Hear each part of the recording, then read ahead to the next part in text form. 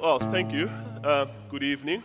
And I know this is a bit late in the day, but I do hope that you'll find some of the ideas I have to share with you of interest. I must say this is probably the first TED event with TEDx that you have so many vuvuzelas being blown. And it's one of those things that, as you probably know, South Africa has been able to export to the world. And you find probably a lot of these in many sporting events around the world. But ladies and gentlemen, to the discussion of tonight, what I really want to share with you is a few ideas around brand South Africa. Our role really is to profile, promote, and market South Africa as a destination for foreign direct investment, for trade, for exports, tourism, as well as for attracting talent. We don't do that ourselves because we are the umbrella brand. We have other agencies that do it. What we do is create an environment within which they can go and market their particular sectors effectively.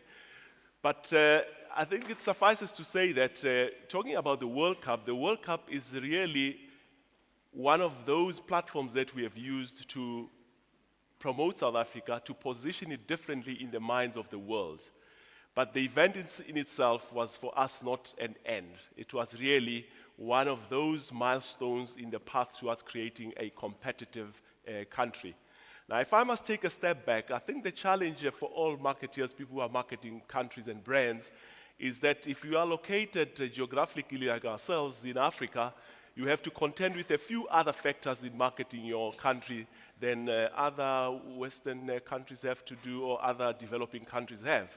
And this particular phenomenon is what we call a continent brand effect. Now, if you are in Africa, you find that even if you are in South Africa, in the mind of the world, the view is that you come from Africa and therefore there must necessarily be negatives. And that's not the case for most African countries. Very few people know that 30 years ago you probably could count on your hands the number of civil democracies in Africa. We've moved a long way from there, but unfortunately those stereotypes still obtain. So what you really need to do then in marketing a brand like a country, you really have to start telling your own story. And the story of the World Cup is about how South Africa started to tell the world its own story in its own words and in its own, from its own eyes. And I think that what it really did was to reshape and transform the way the world looks at Africa and looks at South Africa. Because you've heard a number of speakers saying that Africa is the last frontier in terms of investment, in terms of where capital flows are going to go, where foreign direct investment is going to go. The movement is all south. A lot of countries are now positioning themselves in Africa, whether you're looking to China, you're looking to the French, you're looking to the US. They are all looking at the resources within the continent that they will mine. But if you look at Africa and sub-Saharan Africa, it gives about a market of more than 200 million. South Africa on its own might not give you a huge market for investors to start looking at, or from a business point of view, but it is still a very significant player. And if you take the entire continent, then you are looking at a market of about 1 billion. So from that point of view, South Africa is a critical player in the globe going forward, and in terms of the development of not only the entire region, but for Africa itself. Now, we used, as I said, the World Cup as a vehicle to promote South Africa and to change the stereotypes that exist about South Africa. So in essence, this was about telling our own story, changing the narrative, deconstructing the view that held out there about what South Africa is all about. We understand and accept that South Africa, like any other country, has got its challenges, it has got its own problems. But sometimes the tendency is to magnify those problems far more than the positives. And the critical issue that we also understood in trying to retell this story was that for most of the times people say, yes, to become globally competitive, to become a very strong nation brand, you have to focus on policies, the right fundamentals, the right economic policies, but also the right policies from a competitiveness point of view, whether it's the financial systems, whether it's your regulatory environment, all those issues become important. But what people seldom tell you is the fact that when you are a developing country, you are an emerging country, or you are a country in Africa, your brand equity does not only vest in addressing the fundamentals, it is also affected by image. So simply put, brand equity, if you are an emerging market, is not only a function of fundamentals, but it's fundamentals plus image. So you have to address image. And that's where we come in terms of then dealing with that particular aspect. And that's how we retold the story. Very quickly, we had several defining moments in South Africa. You will recall one. It was 1994. I don't know if you remember what happened in 1994. Maybe it was 1990. Well, I suppose maybe some of you might not know what happened in 1990. But in 1990, we had a defining moment. We had that Mandela moment. Mandela was freed. In 1994, we had the second, what people called miracle, which was, again, an overwhelming surge of the same gears that we saw in 2010. But that was now during the elections. We've never had South Africans united in the way that they did. And I think the other time was in 2004, I believe, when we were awarded the World Cup.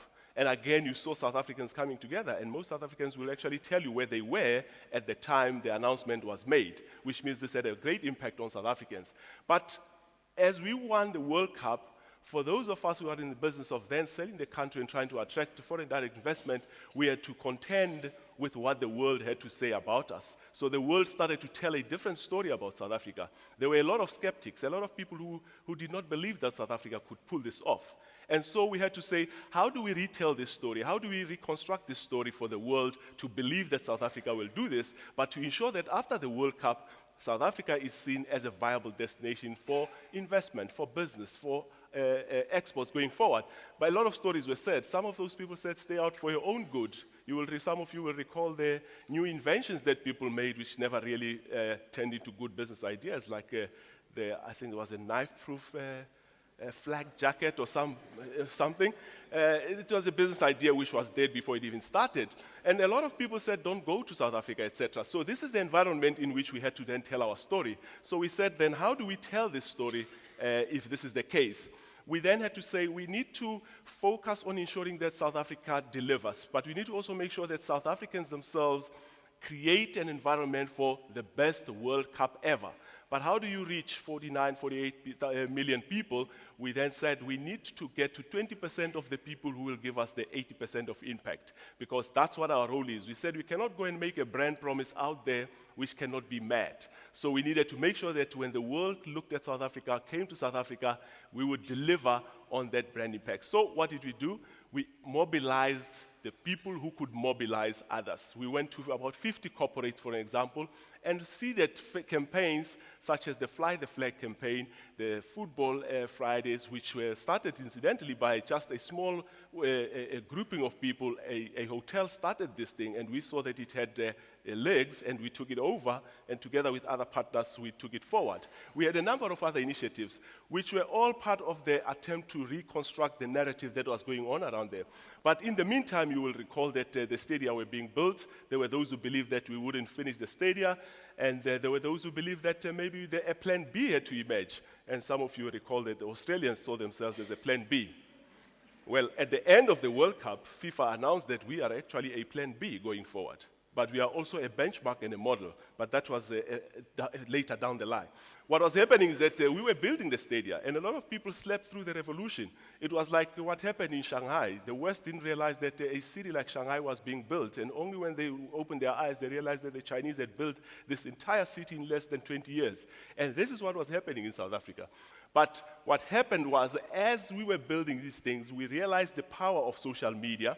And so as a brand South Africa, we run our own tweet, we have our own blog, with Facebook and all those. But we also had a very good grouping of people who helped spread the message. We have a grouping of what we call global South Africans, who are people who are part of our network all over the globe. These are South Africans who are in the diaspora, people who are positively disposed to South Africa. So we invited a lot of them to write stories about South Africa and to tell their story and give their experiences of South Africa.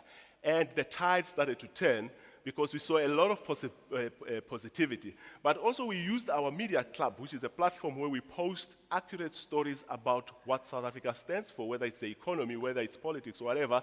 We tell the story there, and the media actually extract stories from there, and they write about these stories overseas. We started seeing popularity in terms of the hits on that media club, which means that the international media was also downloading stories from our own portal. The same with our website. There was an increase in that. But I think what you saw eventually was this upsurge of national pride. And as I said, it didn't come by incident. It was a lot of South Africans, corporates, individuals coming together, but the idea had to be seeded. There was a partnership called the National Communication Partnership, where more than 100 communicators got together and thought of ideas around how we tell the story of South Africa. From many of those meetings emerged plans, ideas such as your Football Friday, your Fly the Flag Friday, as well as our People's Bus, because we had to prepare South Africans. We had to prepare South Africans to become good hosts.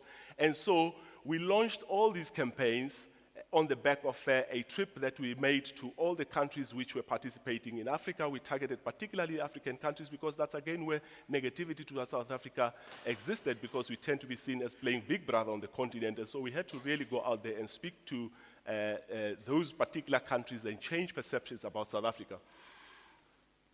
Well, a lot of people will remember this. You'll remember the vuvuzelas. You'll remember how the entire country turned out in all these brilliant colors. You'll remember the visitors who came here and were all raving about South Africa. But a lot of you will remember, in particular, the instrument, the vuvuzela, and the magic of this particular instrument in turning the tide and turning our World Cup into something that had never been seen before. And incidentally, even Prince William tried to blow the vuvuzela, and he said he found it a hoot. Sainsbury in the UK, they ordered thousands of these vuvuzelas and gave them away. One of the newspapers also bought thousands of them and distributed those. The mayor of London as well blew the vuvuzela, but our own office in London were involved in a vuvuzela blowing contest on London Bridge. We just showed you how this idea spread. And so when we saw these things happening, we said, well, we think the tide is really turning. And if you look at social networks, one of the trending topics actually became the vuvuzela and the makarapas. And what it was doing was starting to turn the story, because people were starting to ask, what is this vuvuzela? And so people started tweeting and started talking about it. And I can't tell you the number of people who started to say, well, for those who are in the country, I want you to bring me a vuvuzela. Now, one of the trading stores at the airport says their projected increases in revenue of about 35%, but they actually shot up to 73%. And the most selling item was the vuvuzela. But what we say, the point behind this is how the narrative around South Africa started to change. Critical importance is perceptions. At the beginning, you will recall, we had a number of negative issues. There was the Terre Blanche murder. There was threats around xenophobia. So there was potentially very negative perceptions about South Africa. By the middle and towards the end of the World Cup, most international people were saying they would come back to South Africa. And the beauty of that is that it actually means induced tourism, which is something that you see 18 to 24 months after a visit, when visitors come back either with family or with friends. And that's where the benefit lies in terms of people who are in the tourism space. But in terms of spending as well, you realize that so much money was spent. But we continued as well trying to change the narrative outside of South Africa globally. We had a lot of promotions we did, for example, in Shanghai at the Shanghai Expo, where we have a pavilion that is currently there, as South Africa has a huge pavilion there. We had thousands of Chinese visiting our pavilion, actually interested in the story of South Africa and looking at South Africa far more positively than you would have thought. We had a lot of media coverage in there. We had a lot of media as well visiting our stand. And I think that what I'm really getting across to you is, during this period, we saw a significant shift in the stories, the narrative, and what was being told about South Africa. But we had support from all quarters, all over the world. We had politicians, we had the government getting involved. And at the end of it, even one of the UK newspapers, which were really very vociferous in their attacks on South Africa, they had to concede after the World Cup that South Africa was the real winner. Sorry, I think I'm in your way. And so that is where we got to. And so many goals were scored in South Africa, but behind the scenes, there were thousands of South Africans changing the narrative.